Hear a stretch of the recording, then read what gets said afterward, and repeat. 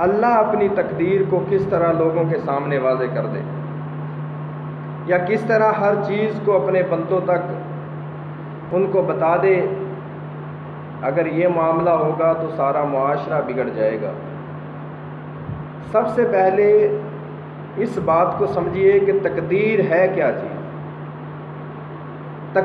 تقدیر سے مراد وہ چیز ہے جو اللہ تعالیٰ نے اپنے سابق اور کامل علم کے ذریعے، ان الفاظ پر ذرا غور کرنا، تقدیر کی تعریف یہ ہے کہ وہ چیز جو اللہ رب العالمین اپنے سابق اور کامل علم کی بنا پر پہلے ہی پوری کائنات کے لیے ایک چیز کے اندر مقرر کر کے اللہ رب العالمین اس کو لکھ دیں، اس چیز کا نام تقدیر ہے۔ اللہ رب العالمین قرآن مجید کے اندر ارشاد فرماتے ہیں، اِنَّا كُلَّ شَيْءٍ خَلَقْنَاهُ بِقَدَرٍ، ہم نے کائنات کے اندر کوئی بھی چیز ایسی پیدا فرمائی ہی نہیں ہے کہ جس کی تقدیر نہ بنائی۔ ہر چیز کو اللہ نے دنیا کے اندر تقدیر کے ساتھ بھیجا، اس کی ایک تقدیر ہے، ایک اس کا مقدر ہے، اور اسی کے ساتھ ملتا جلتا اس کی ایک قسمت ہے۔ تو یہ قسمت، مقدر، یہ نصیب، یہ سارا کچھ تقدیر کے مختلف نام ہیں۔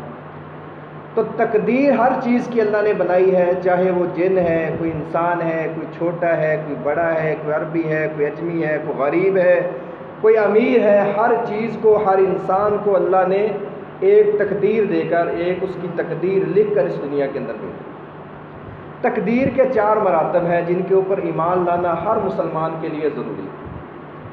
سب سے پہلا مرتبہ تقدیر کا یہ ہے کہ اللہ رب العالمین کو بندہ کامل علم والا تصور کرے۔ ہر چیز کا علم اللہ کے ہاں ہے، اللہ کے پاس ہے، ہر چیز کو جاننے والا اللہ ہے، اللہ کا علم اتنا وسیع ہے کہ ہر چیز کو محیط ہے، ہر چیز کو گھیرے ہوئے ہے۔ یا دوسرے آسان الفاظ میں یہ سمجھیں کہ اللہ کا علم ایسا ہے کہ کوئی کائنات کی چیز اللہ کے علم سے باہر نہیں ہے، جو کچھ بھی ہوتا ہے اللہ کے علم کے اندر۔ تقدیر کا سب سے پہلا مرتبہ جس کے اوپر ایمان لانا ضروری ہے وہ یہ ہے۔ قرآن مجید کے اندر اللہ رب العالمین کیا فرماتے ہیں؟ أَلَمْ تَعْلَمْ أَنَّ اللَّهَ يَعْلَمُ مَا فِي السَّمَاءِ وَالْأَرْضِ، کیا تم اس بات کو نہیں جانتے کہ اللہ زمین اور آسمان کے اندر جو کچھ بھی ہے، جو کچھ سے مراد ہر ایک چیز ہے، اللہ ہر چیز کو جانتا ہے، ہر چیز کو دیکھ رہا ہے، ہر چیز کو اپنی نظروں کے اندر، اپنے علم کے اندر اللہ رب العالمین رکھے ہوئے ہے۔ إِنَّ ذَلِكَ فِي کتاب، اور ہر چیز اللہ کے ہاں ایک